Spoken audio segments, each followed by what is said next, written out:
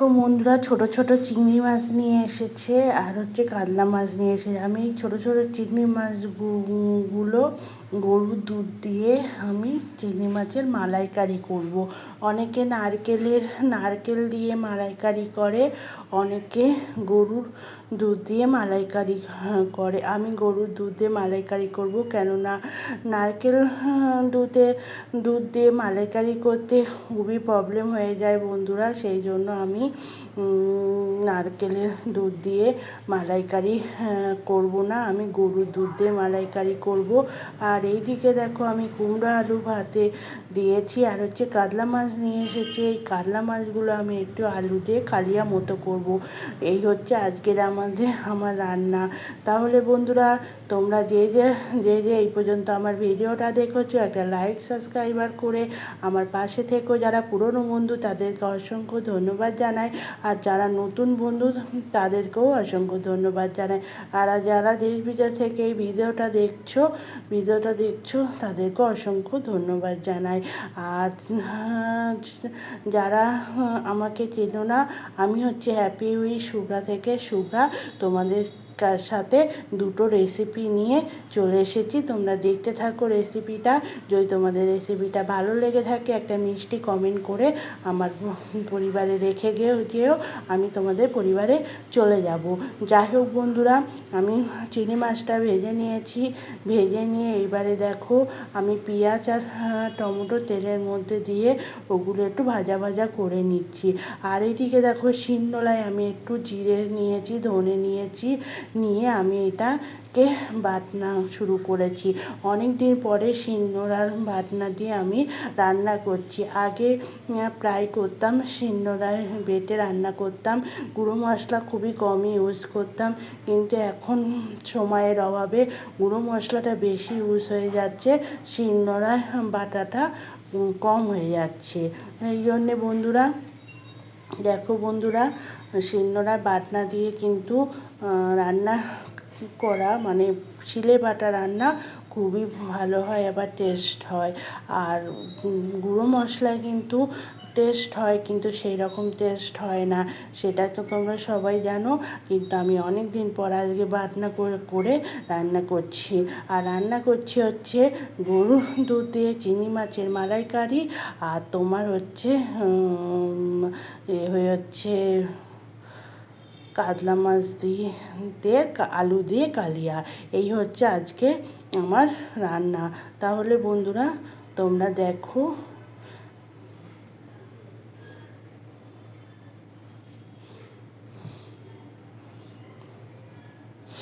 আমার বাড়িতে নারকেলের দুধ দিয়ে মানে অনেকেই পছন্দ করে না, সেই জন্য আমি বেশিরভাগ গরুর দুধ দিয়ে চিংড়ি মাছের মালাইকারি করি। যারা চিংড়ি মাছের মালাইকারি রেসিপিটা জানো তারা তো জানো, আর যারা জানো না তারা অবশ্যই একবার করে খেয়ে দেখবে খুবই ভালো লাগে এই রেসিপিটা খেতে। মানে দুধ দিয়েও কিন্তু চিংড়ি মাছের মালাইকারি করা যায়। যাই হোক বন্ধুরা, ওইদিকে দেখো, মশলাটা কষে যাওয়ার পরে একটুখানি ধরে যাচ্ছে বলে একটুখানি আমি জল দিয়ে নিলাম। জল দিয়ে আমি বাটাটাকে আর একটু নাড়াচাড়া করে নিচ্ছি। মশলাটা একেবারে হয়ে গেলে তারপরে আমি চিংড়ি মাছগুলো দিয়ে দেবো।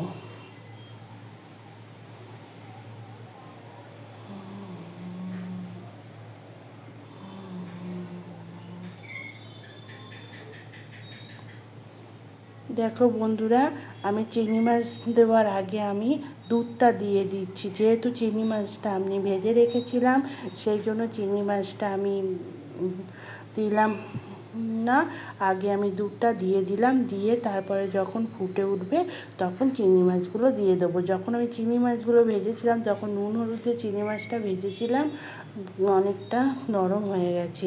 এবার আমি দেখো ঢাকনা দিয়ে দিচ্ছি। ঢাকনা দিয়ে এবার আমি যখন ফুটে উঠবে তখন ঢাকনাটা খুলে ওর মধ্যে আমি চিংড়ি মাছগুলো দিয়ে দিয়েছি। চিংড়ি মাছগুলো দিয়ে আমি কড়াইটা চেঞ্জ করে আমি একটা পাতিলার মধ্যে দিয়ে ওই ইন্ডাকশানে বসিয়ে দিয়েছি। যেহেতু ভাতটা আমার হয়ে গেছে, ইন্ডাকশানে এটা হচ্ছে। আর এইদিকে আমি কাতলা মাছগুলো ভেজে নিচ্ছি আলু দিয়ে কাতলা মাছের কালিয়া করব। আলুগুলো আমি কেটে রেখে দিয়েছি পাশে। আর মাছগুলো ভাজা হয়ে গেলে শিলনোড়ায় বাটা দিয়ে কিন্তু কাতলা মাছের মালাইকারি করব। দেখো ঝোলটা আমার ফুটে গেছে। ফুটে যাওয়ার পরে আমি চিংড়ি মাছগুলো দিয়ে দিলাম। চিংড়ি মাছগুলো যেহেতু খুব ছোট, কিন্তু চিংড়ি মাছের ছোটো চিংড়ি মাছ দিয়েও মালাইকারি খাওয়া যায় এইভাবে। কোন যেসব বাচ্চারা চিংড়ি মাছ পছন্দ করে তাদের যদি এইভাবে তোমরা চিংড়ি মাছের মালাইকারি করে দাও বন্ধুরা, তারা কিন্তু খুব তৃপ্তিভাবে খাবে। আমার বাচ্চারা কিন্তু খুব তৃপ্তিভাবে খায় বন্ধুরা। আমি এইভাবেই করে দিই। ছোট চিংড়ি মাছ হোক আর বড় চিংড়ি মাছ হোক, যাই চিংড়ি মাছ আমার বাড়িতে আসুক না কেন, আমি কখনো এইভাবে চিংড়ি মাছের মালাইকারি করে দিই। তো ওইদিকে দেখো চিংড়ি মাছের মালাইকারিটা হয়ে গেছে, আর আমি এদিকে কাতলা মাছগুলো ভেজে নিচ্ছি। এবার কাতলা মাছগুলো ভাজা হয়ে গেলে কালিয়াটা বসিয়ে দেবো আলু দিয়ে। আজকে দুপুরের মেনু হচ্ছে আমাদের চিংড়ি মাছের মালাইকারি আর হচ্ছে কাতলা মাছের কালিয়া। দেখো বন্ধুরা, এক এক করে আমি মাছগুলো সব ভেজে নিচ্ছি। আর মাছগুলো বেশি হালকাই ভাজবো, বেশি কালার মানে লালচে কালার হবে, কিন্তু বেশি কড়া করে ভাজবো না। বেশি কড়া করে ভাজলে আবার খুবই অসুবিধা হয়ে যায় বন্ধুরা। যাই হোক বন্ধুরা, মাছগুলো ভাজা আমার হয়ে গেল। ওই তেলের মধ্যে মানে অনেকটা তেল ছিল, আমি আর তেল দিলাম না। ওই মাছ ভাজার মধ্যে আমি আলুগুলো ভেজে নিচ্ছি। আলুগুলো ভেজে নিয়ে তারপরে দেখো আমি এদিকে দেখতে শিলনোড়ায় আবার কিন্তু বাটা শুরু করে দিয়েছি। তখন আমি চিংড়ি মাছের মালাইকারি করেছিলাম, অল্প করে বাটনা করেছিলাম। যেহেতু আমার শিলনোড়াটা অনেক ছোট, বেশি করে বাটনা করা যায় না। অল্প অল্প করে বাটনা করি আর অল্প অল্প করে রান্না করি। আর আজকে দেখো আমার আজকে ইচ্ছে হলো আমি শিলনোড়ায় বাটনা বেটে রান্না করব। অনেক দিন হলো তো শিলনোড়ায় বাটনা বেটে রান্না করি না। যা আজকে মনে হলো না আজকে শিলনোড়াটা একটু বের করে আমি শিলনোড়ায় দিয়ে বাটনা বেটে তারপর রান্না করি। ওই জন্য আমি জিরে আর ধনের গুঁড়ো বেটে নিয়েছি, মানে জিরে আর ধনে আস্ত ছিল সেগুলো নিয়ে বেটে নিয়েছি। আদাটাও আমি বেটে নিয়েছি।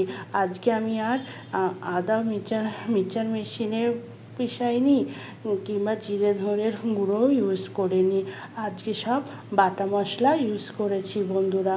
বাটা মশলার রান্না খেতে খুবই ভালো লাগে।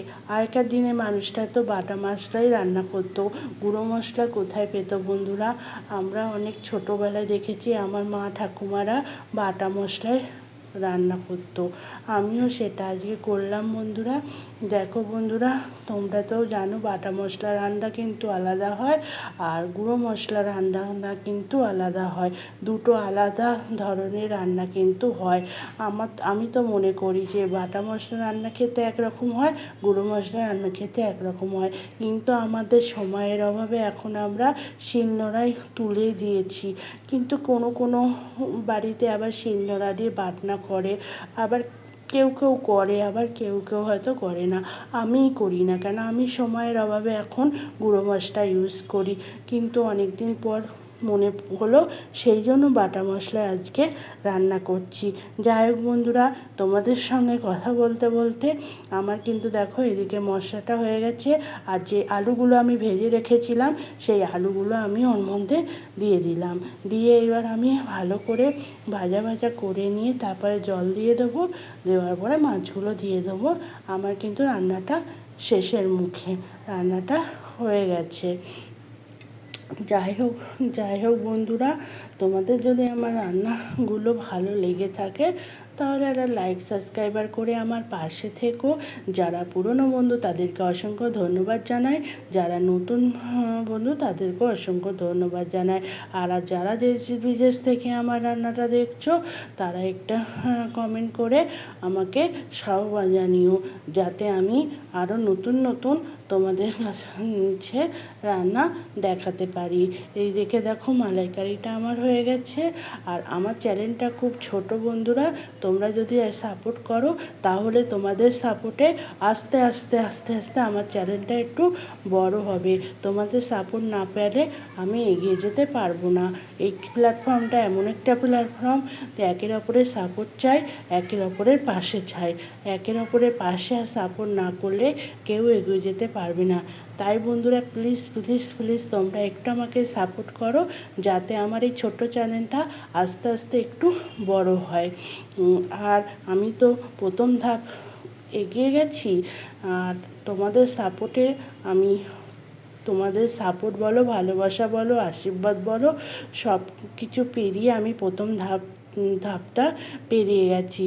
দ্বিতীয় ধাপটা পেরোনোর জন্য তোমাদের সাহায্যই অবশ্যই প্রয়োজন বন্ধুরা। যাই হোক, টাটা বাই বাই সব। তাহলে বন্ধুরা ভিডিওটা এখানেই শেষ করছি। আবার নতুন ভিডিও নিয়ে তোমাদের সঙ্গে চলে আসবো। আমার দুটো রেসিপি আজকে তোমাদের কেমন লাগলো একটা মিষ্টি কমেন্ট করে আমার কমেন্টের মাধ্যমে জানিও। আমি তোমাদের পরিবারে চলে যাব। টাটা বাই বাই, সবাই ভালো থেকো, সুস্থ থেকো, সাবধানে থেকো।